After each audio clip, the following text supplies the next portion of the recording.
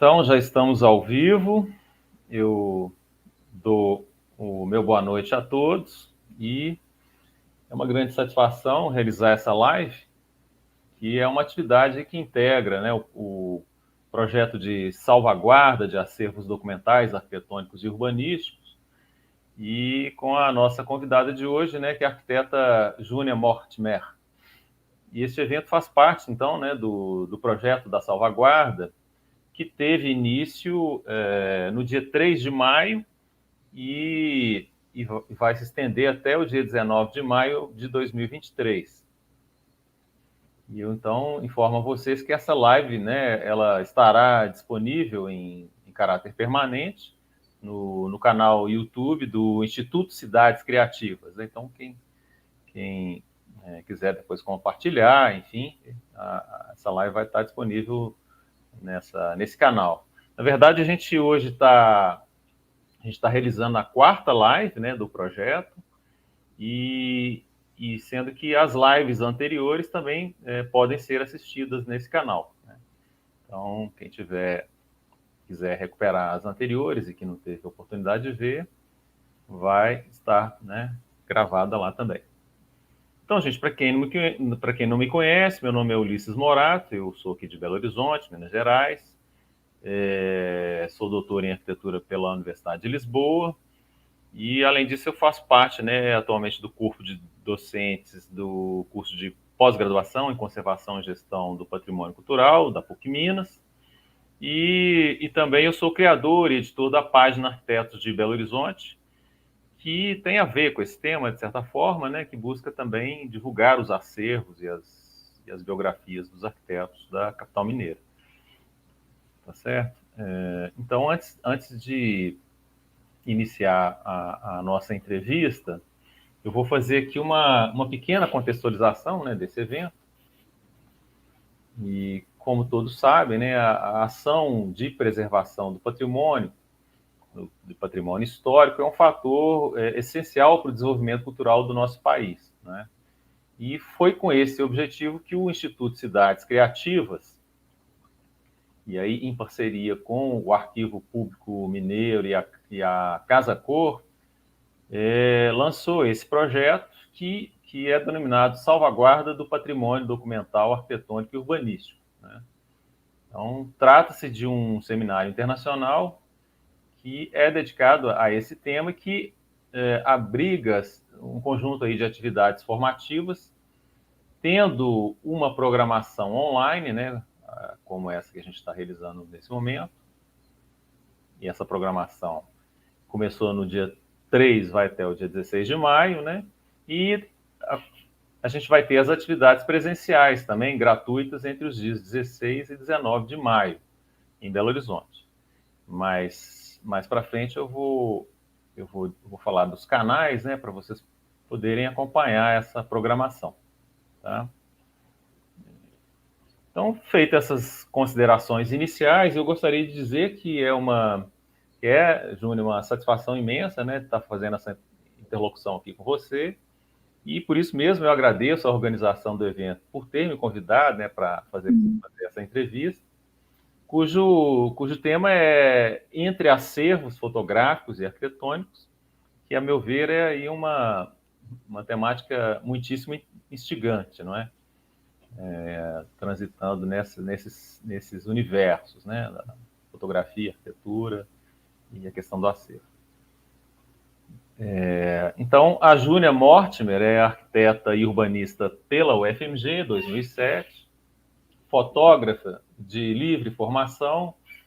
Ela é mestre em estudos literários pela Universidade Nova de Lisboa e Université de Perpignan, na França. Ela é doutora em arquitetura pelo programa de pós-graduação em arquitetura e urbanismo da UFMG, 2015, e também fez um estágio, né, de pesquisa na Cooper Union de Nova York. Ela realizou pós-doutorado na UFMG em 2019 e esteve como professora visitante do Departamento de História da Arte e da Arquitetura da Universidade de Harvard em 2023, desculpa. E atualmente a Júnia é professora de graduação e pós-graduação na Faculdade de Arquitetura da Universidade Federal da Bahia, não é? Além disso, ela é autora do livro Arquitetura do Olhar, de 2017, e organizadora dos livros Entre Imagem e Escrita, 2020, e Desvios da Arquitetura, que está no prelo, né, pela editora UFMG. Então, em breve, teremos uma nova obra aí da Júnia, né? Então, pessoal, já iniciando a nossa entrevista, eu então gostaria de dar as boas-vindas, né, à professora Júnia, e também saudar, né, a sua participação nesse evento, que, no meu entender, certamente será bem enriquecido aí com a sua vasta experiência acadêmica, profissional, e, sobretudo, com o seu especial olhar, né, para os nossos acervos fotográficos e arquitetônicos, né, que é exatamente a temática da nossa conversa de hoje, né? Uhum. Então, nesse sentido, Júnia, eu já gostaria que você comentasse, né, para a gente, exatamente sobre essa conjugação, né, dessa tríade formada aí por fotografia, arquivos e arquitetura. Uhum. A palavra tá contigo. Beleza. Obrigada, Ulisses. Obrigada por me receber aqui hoje. E, é claro, eu queria agradecer aos organizadores do evento, a todas as instituições e pessoas, né, envolvidas, a Mari, que está aí nos bastidores, e aproveitar para parabenizar pela iniciativa, né, um tema caro, necessário, e, de fato, com o qual eu tenho me envolvido cada vez mais nos últimos anos, de maneira talvez um tanto enviesada, ou sempre nesse entre, né, é um lugar que eu ocupo bastante, assim, já que eu chego nos arquivos, assim, nos acervos, pelo debate do cotidiano, do popular, do vernacular, pela fotografia, né, e depois essas questões, elas vão ganhando outras cadências, enfim, elas vão um pouco se reconfigurando, mesmo em função até do próprio encontro com esses acervos, sobretudo fotográficos, assim, né. Eu acho que sobre essa, vou tentar chamar de confluência, assim, mais do que convergência, talvez, assim, entre arquitetura, fotografia e arquivos, eu acho que isso se tornou, de fato, assim, bastante importante hoje para eu me situar diante das discussões, né?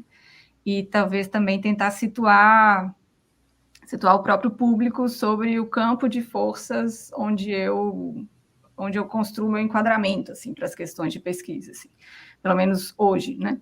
Eu acho que inicialmente, ou talvez até em tese, assim, eu diria que nessa tríade eu procuro me orientar por questões que são do âmbito da arquitetura e da cidade, né?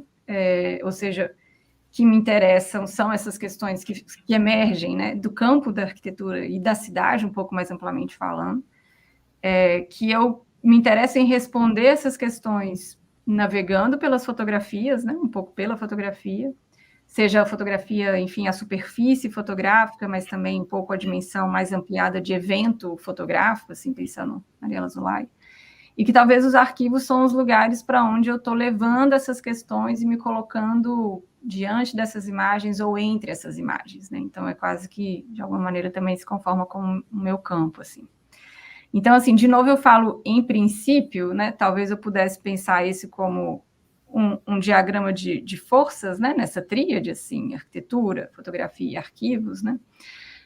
Mas eu falo em princípio e talvez em tese, porque acho que no andar da carruagem, assim, das pesquisas, essa hierarquia ela vai também se desfazendo, vai se refazendo, né? Esse campo de forças, né, entre essas três instâncias é como se ele ganhasse vida mesmo e, de fato, enfim, como toda entidade viva, ele sai do controle da pesquisadora também. Assim. Então, eu vou ter talvez questões sendo formuladas a partir que interessam mais a fotografia, mas sendo respondidas pela arquitetura, eu vou ter o próprio arquivo se configurando cada vez mais também como um lugar de pensamento, assim, um lugar de reflexão que concerne ao campo da cultura arquitetônica, da cultura da cidade. Então, é como se houvesse, de fato, aí uma certa desorganização também desse diagrama inicial de forças, né? Que seriam questões formuladas que interessam a arquitetura, que eu respondo por meio da fotografia e que eu me coloco entre essas imagens nos acervos. É como se isso fosse sendo também bagunçado ao longo da própria experiência de pesquisa, assim, ou meio que se fazendo e se refazendo, né? Assim. E aí, claro, assim, porque também essa confluência específica, né? Porque poderiam ser outras confluências. Assim, eu acho que tem vários modos de poder responder essa questão, mas eu acho que bem quase que pragmaticamente falando, assim, eu me interesso pela cidade, pela arquitetura, né, como você pontuou, assim, tem uma parte, né, tem a graduação, depois eu fujo um pouco para os estudos literários, mas eu volto para o doutorado na arquitetura, assim, mas tem esse interesse, né, por essa arquitetura, pela cidade, sobretudo num sentido mais ampliado do vivido, né, assim, dessa dimensão do vivido, das práticas urbanas, né, então também entre essa arquitetura e urbanismo, né, esse lugar de entreidade é um lugar que me é muito caro, e eu gosto de fotografia, né, eu gosto de praticar fotografia, assim, nunca tive uma formação, digamos, institucional, mas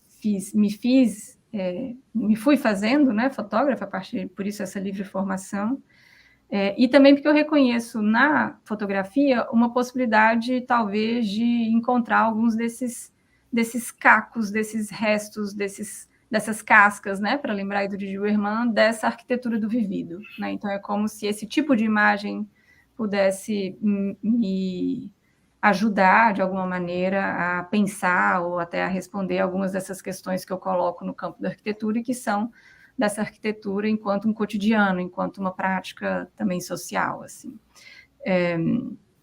E talvez o arquivo seria me permitir pensar nisso em outros tempos, né? Pensar isso também não só nesse tempo mais imediato do presente, mas pensar essas questões levantadas pelo presente em tempos, enfim, em tempos outros, assim. Então, acho que um pouco para me explicar também nessa confluência. E aí o que eu acho que é interessante, assim, é que é no campo de forças entre essas instâncias que eu procuro me situar, né, me localizar. É um pouco nessa justaposição de campos disciplinares. E aí eu acho que isso coloca, evidentemente, desafios, né, diante das especificidades dessas instâncias, de cada um desses campos também que estão sendo mobilizados quando a gente pensa nesses três termos, mas, ao mesmo tempo, esse esforço de um exercício de pesquisa relacional, né? É um pensamento relacional, e talvez seja isso que me motiva também, que me motivou a trabalhar com algumas tríades, né? Eu acho que é isso, assim. Entendi. E olha só, assim, pensando até no aspecto mais prático, né? Você falou de toda uma complexidade, né, que envolve esses três termos, né, do ponto de vista investigativo. Isso vai canalizar, isso vai desembocar do ponto de vista, imaginemos, né, de produto. O que que isso vai, onde isso desemboca? Em artigos científicos, em exposições, em livros a gente já viu, né? Até anunciei. Como é que isso, né? Obviamente, isso está muito inserido também no ambiente acadêmico, né? Como é que isso vai mesmo tá nesse plano, digamos, palpável, né? Assim. Perfeito. Bom, é isso, assim, acho que cada situação de pesquisa, ela coloca uma possibilidade de resultante, né, de produto, assim. Então, por exemplo, a gente tem trabalhado com um dos acervos que a gente trabalha aqui em Salvador, né, no âmbito da FAUFBA, no grupo de pesquisa LEIA, que é Laboratório de Estudos de Imagem e Arquitetura, sediado na FAUFBA. A gente trabalha um dos acervos com Arlete Soares, né, que foi uma fotógrafa que foi a fundadora da editora Corrupio e que primeiro publicou o livro do Pierre Verger, em 1980, né, o primeiro livro de fotografia publicado por Pierre Verger, se deu a partir da fundação dessa editora por Arlete Soares, que é um dessas figuras e, portanto, também um desses acervos com quem a gente tem trabalhado. Então, com a Arlete, por exemplo, a gente resolveu, pela urgência que se mostrou para a gente a partir dessa aproximação de ouvi-la, né? Ela é uma pessoa já com 83 anos e que tem uma experiência extraordinária e que interessava muito ouvi-la, né, e um pouco gravar essas conversas mediadas por imagens, né, então a gente escolhia um determinado conjunto de imagens e a partir dessas imagens a gente fazia essas conversas. Com ela, por exemplo, a gente entendeu que um dos resultados mais interessantes, assim, dada o tipo de interação, um dos primeiros resultados mais interessantes dado esse tipo de interação, que estava muito também pautado nessa oralidade, atravessada pela visualidade, seria uma websérie. Então, a gente já produziu uma primeira websérie, ela está disponível no site do Grupo Leia, que é o Narrar por Imagens. E nesse primeiro episódio é como se a gente estivesse chegando nessa pessoa, nessa figura que transitava por essa cidade, por determinados lugares dessa cidade, e que fotografava, enfim, dentro de uma... entendendo a sua trajetória específica, né, naquele momento, e no seu, um pouco, lugar de circuito, né? Então, por exemplo, a partir disso, a gente também saiu a campo, a gente produz outras imagens, a gente utiliza as imagens dela, e aí quando eu falo a gente, é porque é um grupo mesmo, né? Então, Flora Tavares, que era pesquisadora de iniciação científica, Gabriela Rabelo, que era pesquisadora de mestrado, participam da formulação desse vídeo, que vai lidar aí com esse choque de imagens, que são essas imagens presentes no acervo de Arlete, que fotografou o Centro Administrativo da Bahia no momento da sua construção, os projetos João Figueiras Lima, do Lelé, então 73, 74, mas que também fotografou em outros momentos da década de 80, transitando por diversos lugares, assim, muitas feiras de Salvador, feira de São Joaquim. Então, isso interessava para a gente pensar esses lugares que ela estava um pouco frequentando, as transformações urbanísticas prementes ali que estavam ali se dando, né? Por exemplo, esse deslocamento desse centro administrativo para o vetor norte de Salvador. Mas tudo isso acontecia a partir dessa conversa pelas imagens. Então, a gente entendeu que o vídeo, ele operava de uma maneira mais interessante esses choques de imagens, esses choques de tempos, e ele mantinha também essa possibilidade dessa oralidade, que foi muito importante em termos de processo investigativo, assim. Então, uma coisa que nos chamou a atenção também, e que foi um recurso que a gente utilizou, foi essa liberdade criativa com esse material. Isso é algo que me interessa, que interessa muito ao grupo, assim, uma certa liberdade de incidir nesses documentos, né, de incidir nessas imagens. Então, a gente fez algumas colagens, né, Flora tem um trabalho bastante desenvolvido em termos de colagem, então a gente fez algumas intervenções nessas imagens para tornar um pouco mais evidente essa história da cidade de Salvador que a gente estava querendo trazer, mas não colocando a preponderância na explicação dos projetos arquitetônicos e urbanísticos, mas mostrando isso por esse transitar desse corpo fotógrafo, né, dessa mulher fotógrafa um pouco percorrendo essa cidade. Então, a gente está desenvolvendo o roteiro do segundo episódio da websérie. O primeiro é como se a gente chegasse nesse sujeito, né, nessa fotógrafa, e ela fala um pouco dos voos que ela fazia, porque ela também, enfim, era vários fotógrafos comissionados nessa época, né, pela Bahia Tursa, pela Secretaria de Turismo, que estava ali bastante preocupada em fotografar essas transformações urbanísticas da cidade também. Então, é como se a gente chegasse nesse sujeito, e aí agora a gente vai falar um pouco nessa segunda, já dando um pouco de spoiler, dessas relações que ela tinha com Pierre Verger, com Lina Bobardi, enfim, com outros sujeitos do samba dessa cidade, e o quanto isso narra para a gente dessa própria cidade vivida, né, dessa arquitetura vivida dessa cidade de Salvador, assim. Muito interessante. E aí entra nesse processo também, né, me parece estar incorporada também essa visão daquele que é de fora, né, do contexto da cidade, né, como o próprio Pierre Verger, a própria Lina. Sem dúvida, sem dúvida. Traz essa vivência, né?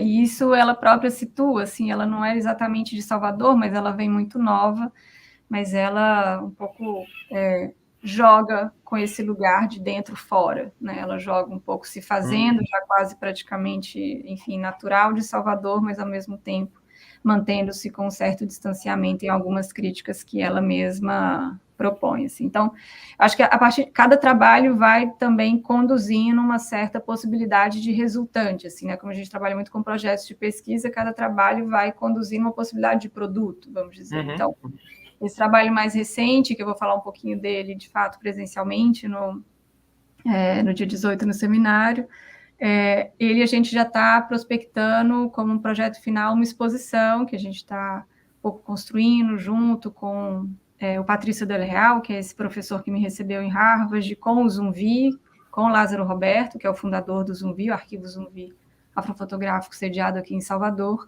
Então, para esse projeto, por exemplo, a gente já vislumbra que o mais interessante, em termos de argumentação, e da própria rede que se formou em torno dele. Patrício trabalhou no MoMA durante muito tempo, assim como, enfim, como um dos curadores do Departamento de Arquitetura.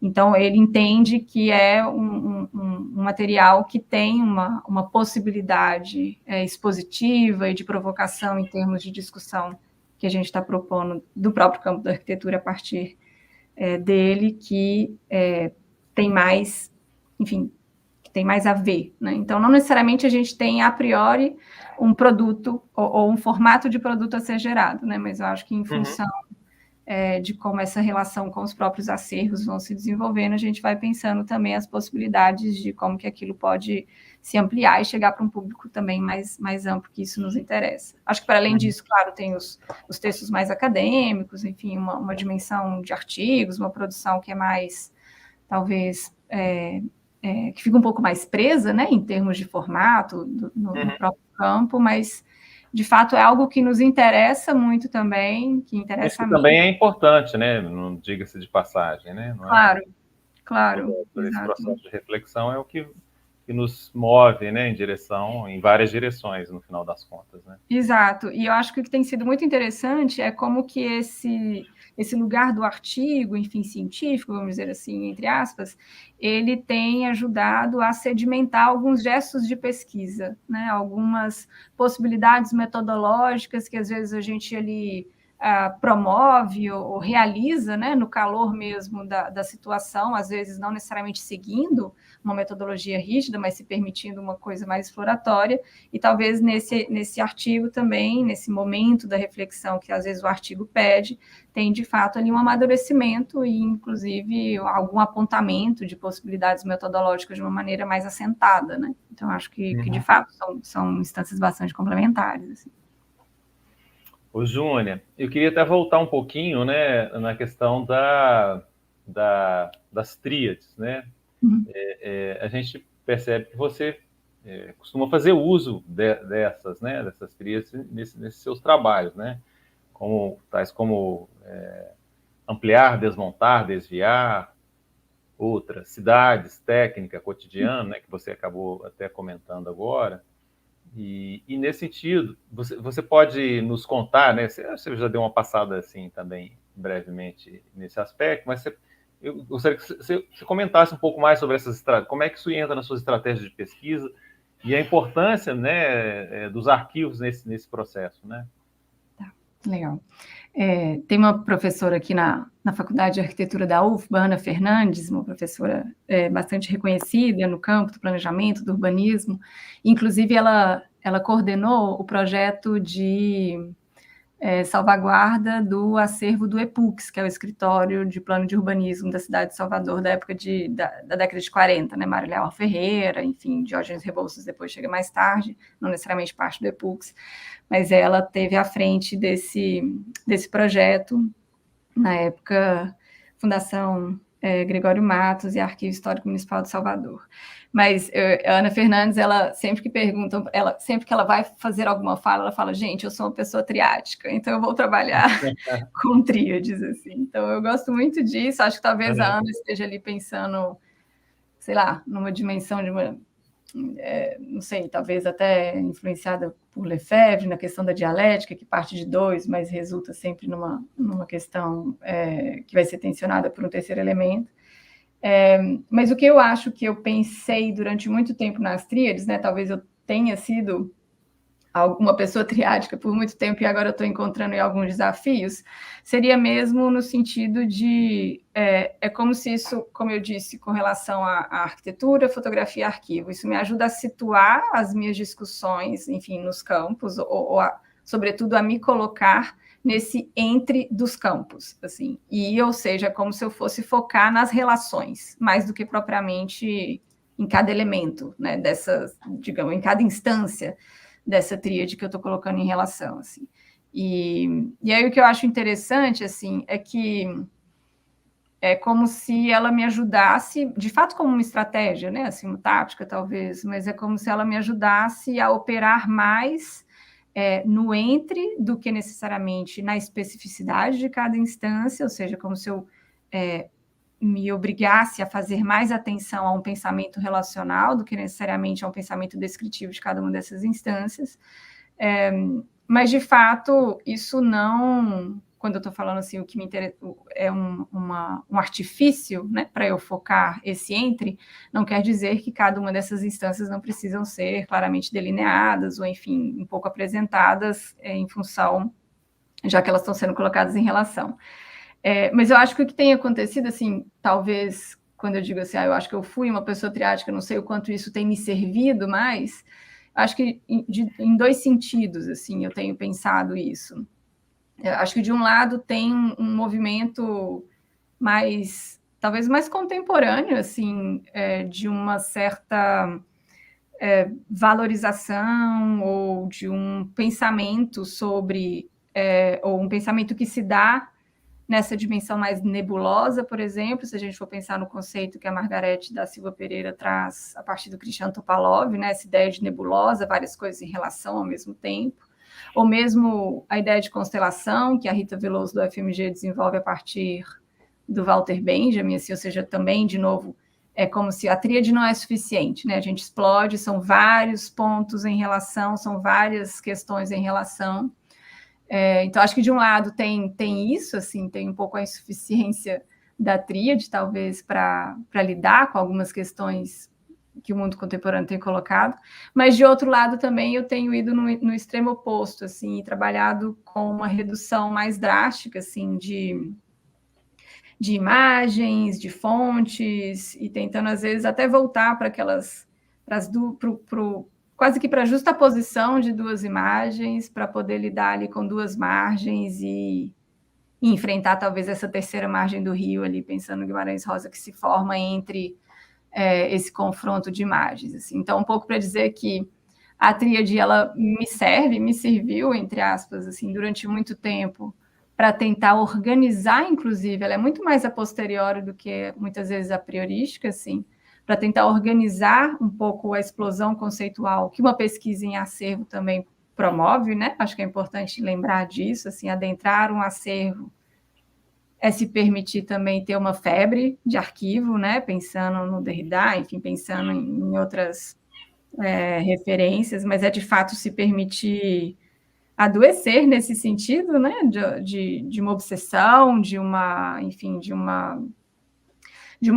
imersão mesmo, de fato, e talvez esses operadores, essas estratégias são também tentando criar um pouco um descolamento, algum afastamento, alguma possibilidade organizacional, e talvez o que eu esteja querendo, que eu estou encontrando, querendo dizer que eu estou encontrando alguns limites, de um lado, de fato, esse pensamento mais contemporâneo que vai na ordem da constelação ou da nebulosa e que evidencia justamente a quantidade, né, de instâncias em relação, e de outro lado, talvez eu estou um pouco, talvez inspirada pela Tina Camp também, que escreveu um livro chamado Ouvir Imagens, em que ela trabalha muito isso da justaposição, não de muitos elementos, enfim, numa montagem absurda, mas às vezes reduzindo os elementos para tentar explodindo esses poucos elementos que estão em trabalho, em comparação, não é bem comparação, né, mas em aproximação, como que eles podem, talvez, nos ajudar a pensar as questões que nos fizeram chegar até eles, assim.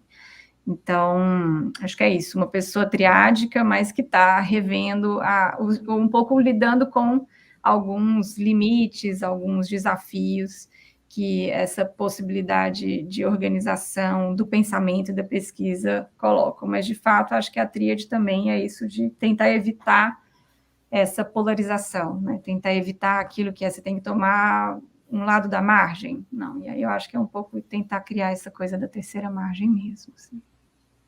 Maravilha. Ô, Júnior, pensando mesmo assim que os arquivos, né, os acervos, toda essa iconografia faz parte, né, do seu cotidiano de investigação, né, de imersão, quais os arquivos que você costuma pesquisar, que você já pesquisou? Queria que você comentasse, assim, até para a gente poder imaginar esse universo, né, que você transita. Sim. Bom, eu hoje estou muito focalizada, quer dizer, estou focada, um pouco mais focada, talvez seja isso, em acervos fotográficos, né? Como eu disse, esse acervo de Arlete Soares, o acervo Zumbi, que é esse acervo de um coletivo de fotógrafos negros fundado em 1991, aqui em Salvador. Trabalhei com o acervo de Aracy Esteve Gomes, que foi uma fotógrafa amadora, a gente fez um recorte ali nas décadas de 50 e 60. Mas os primeiros assim, acervos que eu fui trabalhar um pouco já de uma maneira mais sistematizada, assim, não, você vai ter que entrar nos acervos procurando tais questões, tais aspectos, foi o acervo do MAN, do Museu de Arte Moderna, da Bahia, e eu estava muito numa época, logo que eu cheguei, 2015, 2016, estava coordenando um projeto de extensão que estava procurando entender, enfim, ou na verdade, trazer a público a relação entre a Universidade da Bahia, na época não era federalizada, na década de 50 e 60, foi federalizada um pouco depois, e a cidade da Bahia, como era chamada Salvador naquele momento. Assim. Então, tinha um interesse muito grande da universidade naquele momento, que estava completando 70 anos, de trazer isso a público, assim, como que existiu ali na década de 50 e 60 uma interação muito forte entre a universidade, que estava na época sob a reitoria de Edgar Santos, e a cidade, as realizações que estavam acontecendo na cidade. E uma dessas, um pouco o documento que disparou, né, essa possibilidade de explodir um pouco mais essa relação, ou de investigar um pouco mais essa relação, era uma troca de cartas entre Lina Bobardi e o reitor Edgar Santos.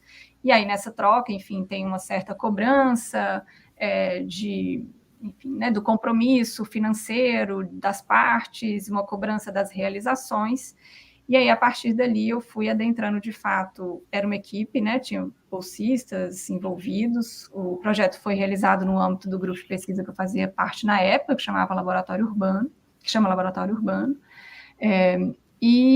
E aí, enfim, eu acho que ali foi um primeiro momento, talvez, de sistematizar, né, esse interesse de pesquisa em arquivo, de ter, de fato, uma equipe trabalhando e de ter, de fato, enfim, recursos também para viabilizar essa pesquisa, e que eu adentrei mais especificamente, né, foram vários arquivos pesquisados, mas aqueles que ficaram mais sob minha responsabilidade foi o arquivo do MAN e o arquivo da Casa de Vidro, né, o Instituto Bardi, focando nesse período primeiro em que Lina Bobardi residiu em Salvador, de 59 a 64, quando ela se retira a partir do golpe de 64, ela acaba se retirando e retornando, e sai da posição de diretora do Museu de Arte Moderna da Bahia. Então, ali foi uma primeira experiência em que eu na verdade, me debrucei sobre muitas cartas, de um lado, né, e muitos, enfim, ofícios mesmo, mas que, de outro lado, também tive essa possibilidade de, no arquivo da Casa de Vidro, acessar um pouco mais o que ela estava pensando, o próprio MASP, né, que ela estava pensando concomitantemente ao que ela estava fazendo aqui em Salvador. Bom, então, nesse arquivo, é como se a fotografia tivesse, nessa pesquisa, né, nesses arquivos aí de 15 e 16, foi como se a fotografia tivesse ficado um pouco em suspensão, assim, porque eu sempre tive um interesse muito grande. Eu tinha acabado de defender o doutorado na época, e é um doutorado que, de fato, se dedica a essa relação entre arquitetura e fotografia. E aí, posteriormente, em 17, num outro projeto de pesquisa que eu aprovei no âmbito da UFBA, aí, de fato, eu decidi me dedicar de novo, assim, à fotografia, a acervos fotográficos, e aí, nessa ocasião, foi bastante interessante, eu tinha conhecido o trabalho da Aracy Esteve numa exposição que ela realizou na Pinacoteca de São Paulo, com Diógenes Moura, e pela exposição eu achei que pudéssemos ter ali um infindável número de imagens de Salvador, né, da arquitetura de Salvador, da cidade de Salvador ali em 50 e 60. Então eu me aproximei do filho dela, para a gente poder propondo essa pesquisa no acervo, né, como que a partir daquelas imagens a gente poderia contar a história ali em 50 e 60, concomitantemente a tudo isso que eu estava pesquisando, dessa relação entre universidade e cidade. E aí, quando a gente chegou, a gente se deu conta de que não era necessariamente um acervo que tivesse organizado, era uma série de acúmulos, era um arquivo pessoal, né? Mas um arquivo pessoal não organizado. Assim. Então, a gente foi um processo interessante de pensar qual vai ser o nosso recorte, quais os documentos que a gente vai escolher para montar esse arquivo da pesquisa, né? Ou seja, esse arquivo Aracy Esteve Gomes, ele existe enquanto um acervo da própria pesquisa. Ele foi necessário ser sistematizado enquanto tal para que os pesquisadores pudessem todos, que tinham pesquisadores de fora, tinha a Renata Marques, o Eduardo Costa, o Breno Silva, que estão em outros lugares do Brasil. Então, era preciso que a gente sistematizasse todo aquele material que estava em gavetas, em armários, enfim, que era de fato um arquivo pessoal, enquanto que a gente forjasse aquilo enquanto um arquivo, né, de pesquisa que pudesse ser compartilhado com outras pessoas. Então, isso para falar um pouco também, que são várias as experiências e de diferentes tipos de acervos e de sistematização desses materiais, assim. Então, desde de uma instância, por exemplo, como o do MAN, em que eu já me dei conta também, né? Eu pesquisei no MAN e pesquisei na Casa de Vidro, ficou bastante evidente a precariedade, a falta de recursos, a dificuldade de uma ausência de uma política de conservação, sobretudo, enfim, pensando aqui na Bahia, a gente tem várias problemáticas com relação a isso, e acho que isso se tornou mais evidente nos últimos anos. Mas um pouco para situar que são várias as naturezas, não só dos tipos de documentos, mas também de como esses acervos estão hoje acondicionados e como eles são caracterizados. Depois disso, eu trabalhei no Laboratório de Fotodocumentação, Cid Vasconcelos, na Escola de Arquitetura do UFMG, em 2019. O laboratório ele concentra tanto material do serviço gráfico, que acontecia ali na escola na década de 50, 60, até 70, e também do serviço de fotodocumentação, né? Então, o laboratório, o que se chama hoje Laboratório de Fotodocumentação Cid Vasconcelos, ele tem vestígios desses dois serviços que existiram na Escola de Arquitetura naquele momento, assim, sobretudo eu foquei final de 50, início de 60. E aí o que foi bastante interessante foi isso, eu encontrava desde fotolitos a negativos, e aí por isso eu fui um pouco também me situando a pesquisa, que na época eu estava muito interessada também nessa arquitetura do vivido, nessas práticas cotidianas, em como que isso era informado e informava uma certa prática fotográfica dos fotógrafos, né, do serviço de fotodocumentação. Então, a partir disso, eu fui tentando um pouco construir ali a narração conforme eu desenvolvo nesse artigo que é o Poéticas de Arquivo, né, como práticas urbanas. Então, aí já são milhares, né, são cerca de 20 mil negativos em 120 milímetros, mas depois acho que 10 ou 15 mil negativos, 35 milímetros, fora aqueles que não foram digitalizados, não foram catalogados e que me interessaram bastante, né? Eu encontrei uma coleção de slides coloridos que me interessou bastante, eu acabei fazendo um certo trabalho nessa direção de entender essas margens, né? essas sobras desse arquivo. E eu acho que é um pouco... Estou falando dessas várias experiências para primeiro mostrar, de fato, tem uma ênfase no fotográfico, mas esse fotográfico ele nunca dá conta sozinho, né? Não é eu estou focada no acervo fotográfico e só pesquiso ele. É sempre assim, algo que explode a partir daquela imagem e ela vai chamando um acervo que é um acervo institucional, ela chama um acervo arquitetônico, ela chama de fato outros documentos, né? Então, muitas vezes, apesar da gente fazer um esforço de pesquisa para entender um corpo documental e descrever, de fato, um arquivo específico que a gente está adentrando, as questões de pesquisa que a gente coloca e que a imagem, né, às vezes, ou mesmo a interação com esse acervo faz a gente pensar, elas nos remetem, muitas vezes, a outros acervos também, né? Então, enfim, acho que um pouco para dizer que tenho passado por vários tipos de arquivo, né? O mais recente, um pouco sinalizando nessa dimensão dessa pluralidade, mais recente foi o arquivo das coleções especiais da Loeb, que é a biblioteca da Graduate School of Design, lá de Harvard, que tem, enfim, uma série de, enfim, de materiais, de arquivos arquitetônicos, em Peter e Alison Smithson, tem, enfim, tem uma série de outros materiais.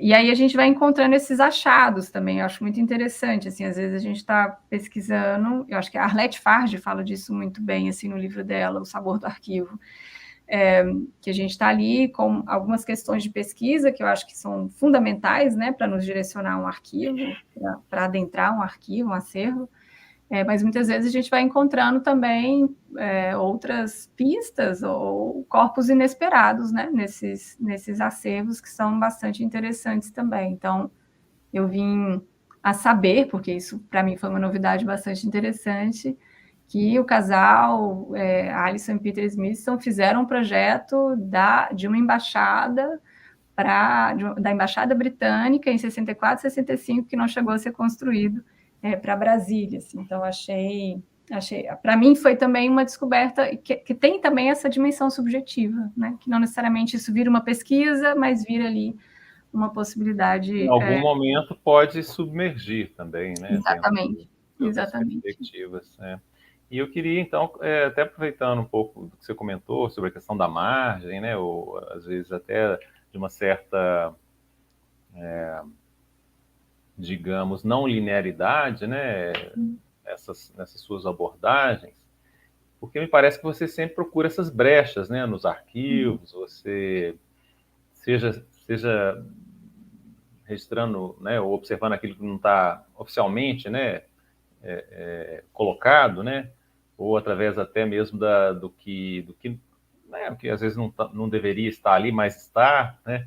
Então, nesse sentido, eu até gostaria que você comentasse um pouco sobre isso, né? E essa avaliação, como que os arquivos te propiciam, né? Essas buscas, né? Dessas margens, né? Eu acho que essa é uma questão muito forte hoje, né? Eu acho que ela está em debate, enfim, com toda essa renovação epistemológica, com todos esses debates, sobretudo raciais, que têm acontecido, de várias minorias sociais. Eu acho que o entendimento de que o arquivo é uma ferramenta imperialista, né, em último caso, assim, isso também é um entendimento, a Ariela Zulay fala muito disso naquele livro dela, Potential History, que é um pouco esse entendimento que permite também a gente pensar, a gente discutir o que é um arquivo, discutir o que é um documento, enfim, discutir a legitimidade disso, até para a gente entender também a própria legitimidade da discussão da salvaguarda, a necessidade da salvaguarda de acervos arquitetônicos, urbanísticos, mas o quanto também, ao a gente repensar a própria dimensão do arquivo, imaginando que ele pode ser outra coisa que não um operador do imperialismo, assim, né, um instrumento imediato do imperialismo, né? A partir do momento que a gente quer disputar também que o arquivo pode ser outras coisas que não resumir-se a isso, né, a essa crítica mais frontal que vem desde o século XIX, assim, não a crítica, né, mas o arquivo enquanto tal. Eu acho que isso pede também para a gente uma reflexão em torno do que entra, do que não entra, enfim, do que é considerado um documento, do que não é considerado um documento. E eu acho que isso vai junto, assim, talvez vai ao encontro de uma discussão também contemporânea, assim, na arquitetura, que é o que é arquitetura, né? Eu acho que, assim, essas são questões que sempre tiveram, claro, em foco, ou talvez sempre tiveram em cena, mas que é isso, elas voltam sempre à cena diante de uma cidade, por exemplo, Salvador, né? Ou a própria pesquisa do CAL no Brasil, 80% da população, das construções não são produzidas com nenhuma assessoria técnica, né? Então, isso coloca para a gente, enfim, toda uma dimensão de produção espacial que a gente também pode pensar enquanto arquitetura, né? Então, isso também significa redefinir. Se a gente redefine o que é arquitetura, a gente também vai redefinir o que é o documento de arquitetura, a gente também vai redefinir o que é o acervo de arquitetura. Assim. Então, acho que Eu acho que um pouco primeiro para dizer que eu acho que essa discussão ela é fundamental hoje, eu acho que ela vem muito a reboque, inclusive, dos debates raciais e de outras minorias sociais, se a gente for pensar também nas populações indígenas. E eu acho que é interessante a gente pensar que, ainda quando a gente fala de arquivo, qual tal a gente diz hoje, assim, né, o arquivo, o documento, a gente está falando, claro, a partir de um ponto de vista baseado, enfim, né, numa ciência moderna, né? Assim, então, eu acho que é interessante a gente pensar também que talvez outras culturas elas vão ter outros modos de lidar com a memória ou de lidar com o que é a passagem disso no tempo, né? Então, a Diane Taylor, por exemplo, naquele arquivo e repertório, ou mesmo a gente poderia pensar Leda Maria Martins, assim, muito de uma memória cultural pode estar no gesto, né? Pode estar, enfim, talvez, se a gente for pensar em arquitetura, pode estar no saber fazer de uma técnica, né? E não necessariamente no objeto focado na planta, ou enfim, que às vezes sequer existiu, né? Assim.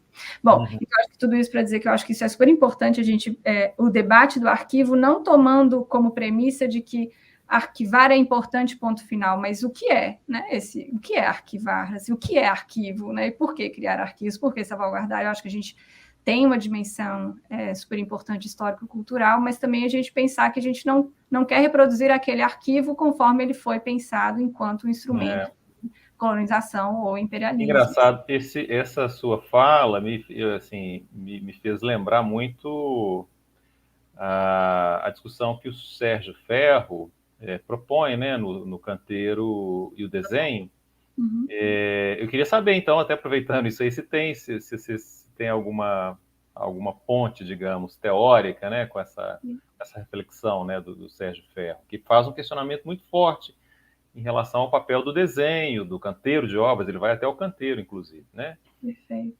Essa estrutura que também é uma estrutura de questionamento de poder, né? Exato. Acho Tem excelente. alguma coisa a comentar nesse sentido?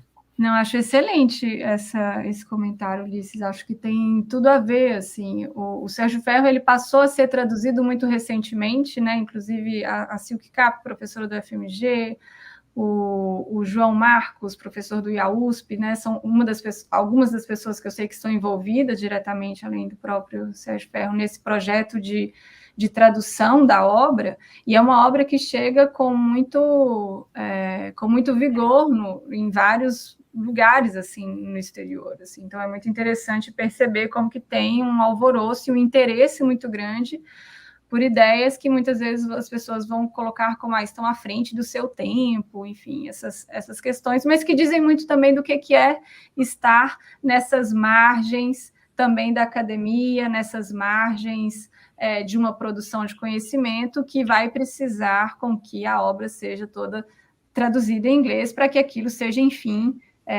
entendido e legitimado. Assim. Então, isso diz um pouco também do que é estar também nessa periferia, né? Dessa dinâmica do conhecimento. Mas eu acho que tem tudo a ver, assim, acho que quando o Sérgio Ferro questiona, né, no Canteiro e o Desenho, por exemplo, quando ele questiona não só que todo o processo produtivo da arquitetura ele está inserido numa produção capitalista e, portanto, a dimensão de fetiche, a dimensão de serialização da produção, a dimensão de quebra, né, de autonomia, um pouco aquilo que é heterônomo, né, a norma é dada pelo outro, a norma é dada por um desenho que sequer é construído uma habilidade de leitura para todos. Assim. Então, isso já gera, claro, uma hierarquia, um controle. Então, acho que é interessante também a gente pensar isso, assim, como que a gente faz... pensando salvaguarda de acervos arquitetônicos, urbanísticos, como que a gente faz para a gente não reproduzir nesses arquivos que a gente quer criar, tanto para o passado quanto para o futuro, assim, essas exclusões ou mesmo essas estruturas de poder mesmo.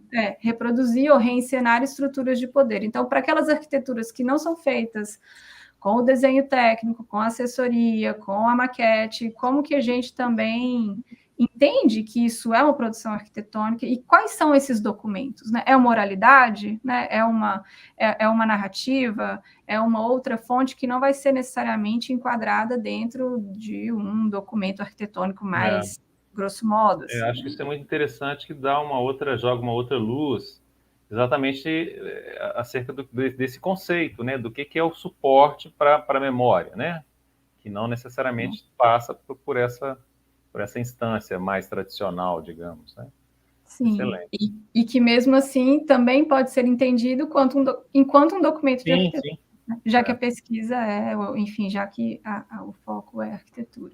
Eu acho que o que a gente tem feito nesse trabalho mais recente, eu converso muito com o Lázaro Roberto, que é o fundador, né, do Zumbi, e é o que eu vou um pouco focar a minha fala no dia 18, o que a gente está provocando é justamente isso, assim, em que medida que essas imagens que a gente está trabalhando, que o Lázaro realizou na década de 80, 90, em Salvador, em que medida elas vão quase que se transfigurando nos desenhos dessas arquiteturas, uma vez que são arquiteturas que são colocadas, enquadradas um pouco nessa dimensão da informalidade, né, que é uma categoria que eu acho que precisa ser discutida, mas eu acho que é interessante pensar isso, assim, como que tem uma disputa também da própria natureza documental e uma tentativa de redefinição, de reconfigurar, já que a gente reconfigura o campo e a gente não quer reencenar o arquivo como esse operador imperialista, então como é que a gente repensa o que são os documentos, esses suportes, como você falou, né, da arquitetura. Ô, Júnior, a gente está aqui, ó, nós temos mais uns 10 minutinhos, então eu ainda teria mais, quer dizer, tem mais duas questõezinhas para colocar para você, aí eu vou, vamos gerir, porque, até mesmo porque tem já alguma coisa, né, de pergunta, pelo que eu estou vendo aqui no chat, né, eu queria também encaminhar. Então eu te peço para a gente poder condensar um pouco, né, porque vai dar oportunidade da gente poder finalizar, inclusive, que a Adriana Freire colocou aqui uma questão. Então, só voltando um pouquinho, né, para Belo Horizonte, né, que a gente está aqui em Belo Horizonte, está aí na Bahia, mas você já teve aqui em algumas oportunidades, a gente sabe que teve uma experiência interessante com um sebo de rua, digamos, né, que é do senhor Odilon, né, que para quem não conhece, é que fica ali na contorno com Grão-Mogol, e ele tem um sebo na rua, né? E aí eu queria que você comentasse, explicasse um pouco, né, para a gente como é que foi essa sua passagem, essa sua experiência, né, junto a esse personagem e esse material que ele carrega, né? Legal. Obrigada, Ulisses, por lembrar essa passagem de 2019 lá no laboratório, foi muito legal, e é a partir dela que eu criei essa relação com o Odilon.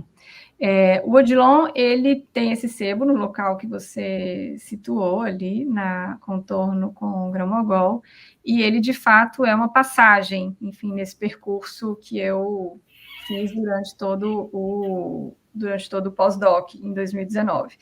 Então, como eu tenho muito interesse, a gente, né, gosta de livros, então a gente fica vendo livros, a gente conversa, a gente foi puxando assunto, eu já o tinha localizado em outras situações, mas como eu nunca tinha tido uma constância nessa uma frequência, né, uma constância, de fato, nesse trajeto, nessa aproximação, essa possibilidade de conversa nunca tinha aparecido antes. Então, isso aconteceu como uma condicionante do meu deslocamento para o laboratório, para o acervo. Então, na verdade, era algo à parte, né? Era simplesmente uma situação urbana que eu vivenciava todos os dias, fazendo pesquisa no acervo que está na Escola de Arquitetura da UFMG. E aí, interessantemente, assim, esse trabalho está mais explicado, enfim, bem apresentado nesse artigo que eu comentei, saiu na Revista de Estudos Brasileiros Urbanos, que é a RBUR, saiu em 2020, eu acho, isso, que é o Poéticas de Arquivo, assim. E aí, qual é a história, assim, bem resumidamente? É que como eu disse, no laboratório hoje, a gente tem muito do acervo do que foi o serviço gráfico e do serviço de fotodocumentação. Então, a gente tem até hoje muitos livros que foram produzidos pelo serviço gráfico que estão numa sala na biblioteca do Só um FMG. parênteses, quando você fala no serviço gráfico, pelo que eu me recordo, são digamos, registros dos livros produzidos pelos professores, inclusive, né? Isso. Ou a maioria deles, né? A maioria deles produzida pelos professores, entre eles Bolthauser, né? Aqueles grandes volumes do Bolthauser. Então, tinha vários fotolitos do Bolthauser, outros sobre ornamento, enfim, vários, até meados da década de 70. Essa produção se deu. Então, a gente tem nesse cômodo, na biblioteca, vários livros que concerniam a essa produção do serviço gráfico e que eu encontrava vários fotolitos, inclusive a imensa máquina de fotolito que tem ainda no laboratório, que é, enfim, é uma relíquia da década de 50 em termos de tecnologia de produção de imagem. É impressionante, assim. Ela ocupa todo um cômodo, né, do laboratório. Uhum. Mas, enfim, então eu estava pesquisando aquelas imagens, estava indo no laboratório todos os dias, circulando ali nesse trajeto, encontrando com o Odilon todos os dias, e me dei conta desse número bastante volumoso de livros que estavam um pouco ainda ali perdidos, né? Assim, estavam um pouco sem uso. A cada começo de semestre, as bibliotecárias deixam alguns exemplares disponíveis para que estudantes, pesquisadores possam levar, se apropriar. E aí, então, a gente pensou, eu tive pensei nisso, assim, eu gostava muito de ver o Odilon montando a banca, né, assim, no começo da manhã, que geralmente era quando eu estava passando, no final ele já recolhendo. Então, nessas conversas, eu me utilizei das câmeras do laboratório, dos filmes do laboratório, né, desse lugar de pesquisa, né, que é o Laboratório de Fotodocumentação Cid Vasconcelos, e fotografei o Odilon montando essa banca, fotografei alguns momentos de conversa, fotografei alguns títulos, né, algumas montagens, né, algumas aproximações que aparecem bastante inusitadas de títulos a partir dessa montagem que ele faz no chão. E aí esse material eu revelei e ampliei no laboratório, né, que ainda hoje, bom, naquele momento ele estava na ativa, a gente deu inclusive uma disciplina que utilizou toda a estrutura do laboratório.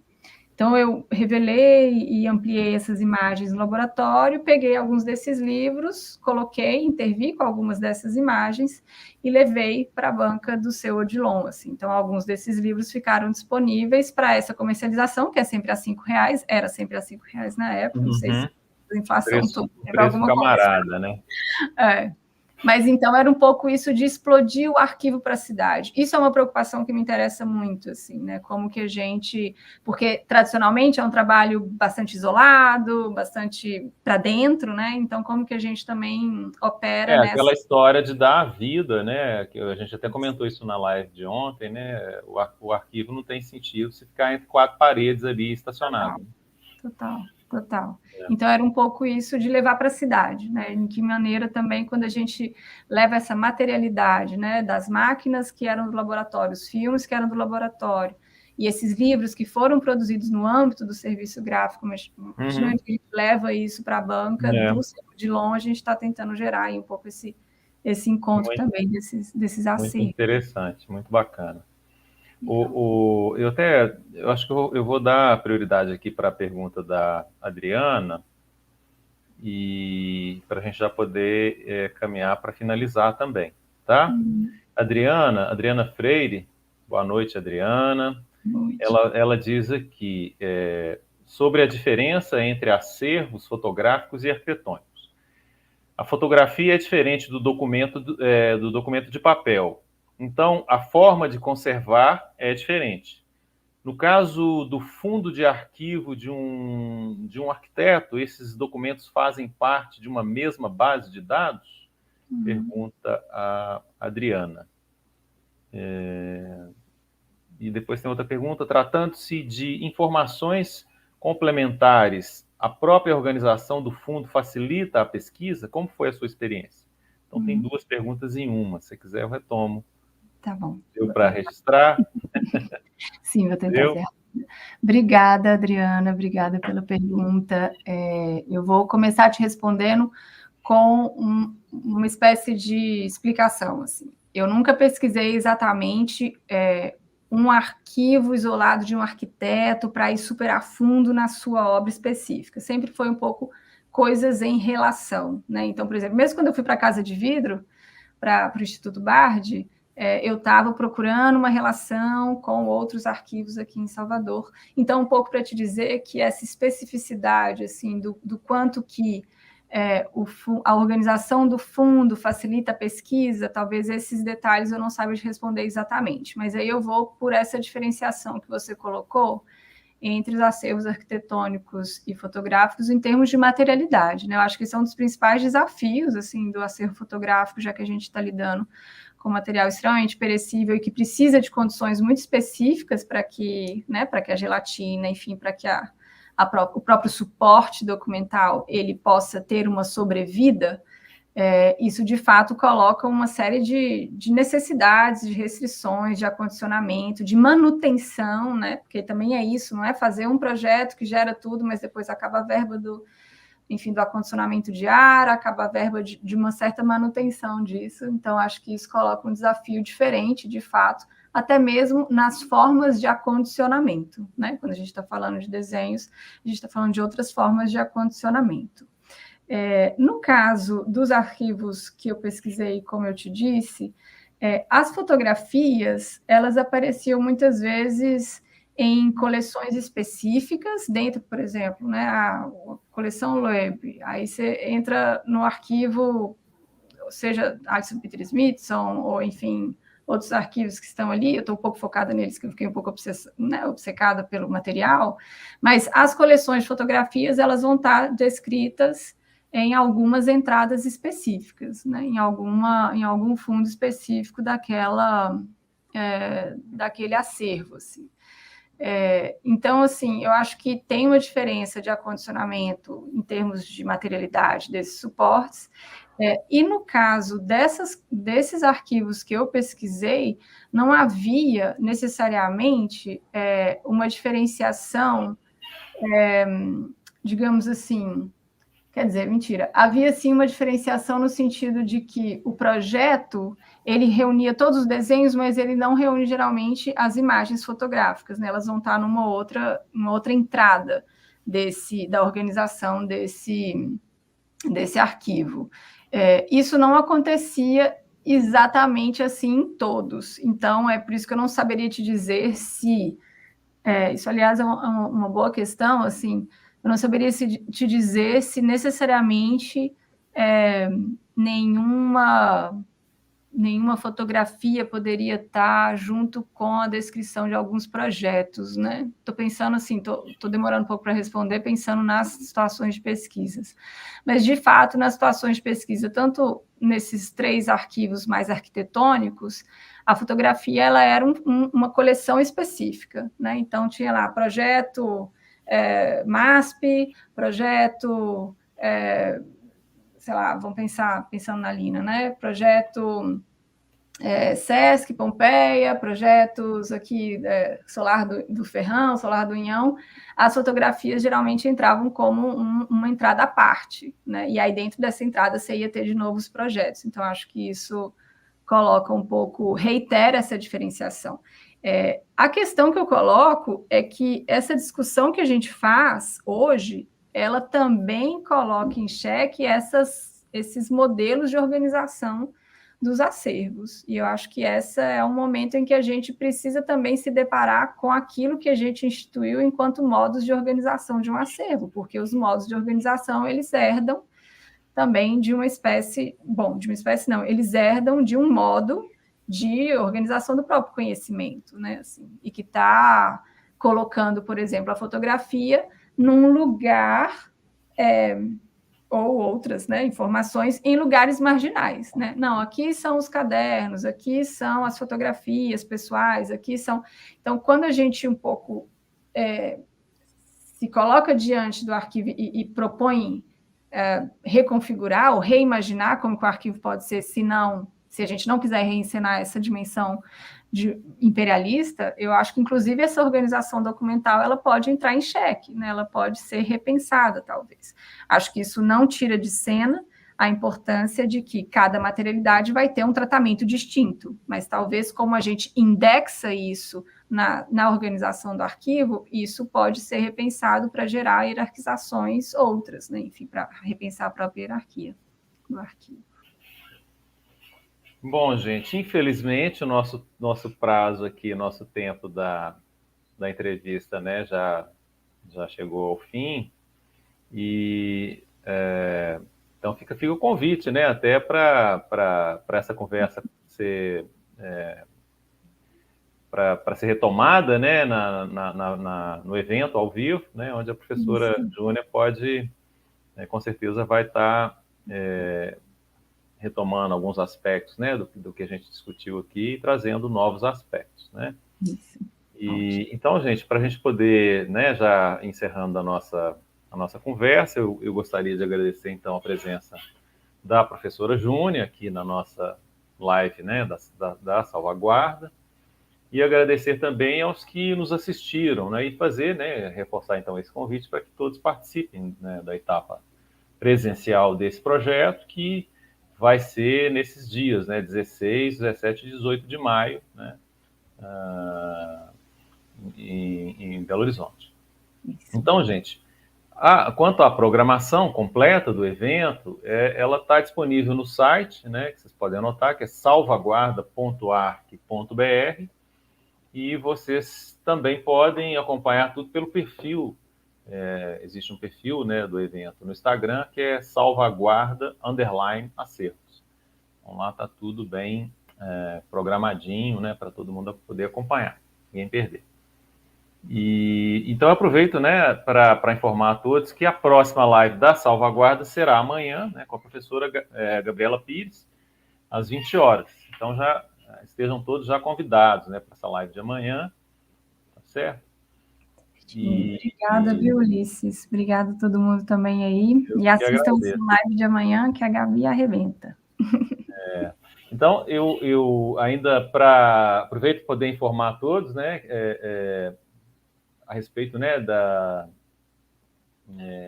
de todos que são os organizadores, os apoiadores e os parceiros do evento, né?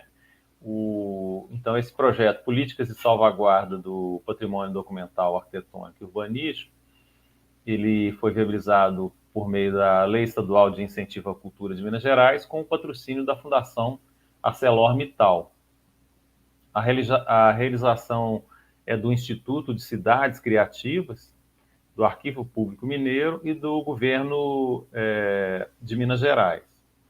O projeto também conta com a parceria da Casa Cor Minas Gerais e o apoio cultural da Faculdade de Arquitetura da UniBH, do Departamento de Arquitetura e Urbanismo da PUC Minas e do curso de especialização em Conservação e Gestão do Patrimônio Cultural, também da PUC Minas, né? E do grupo de pesquisa Cosmópolis da Escola de Arquitetura da UFMG. Então, por hoje é isso. Muito obrigado a todos e até breve. Obrigada, gente. Boa noite. Obrigado, Ulisses. Obrigado.